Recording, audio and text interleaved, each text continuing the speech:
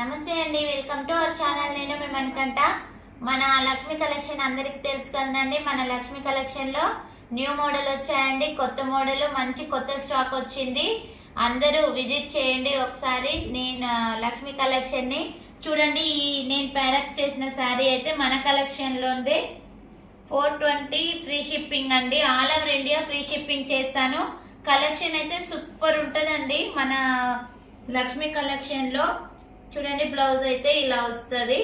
Silver weaving వచ్చిందండి. చాలా అంటే చాలా బాగున్నాయి.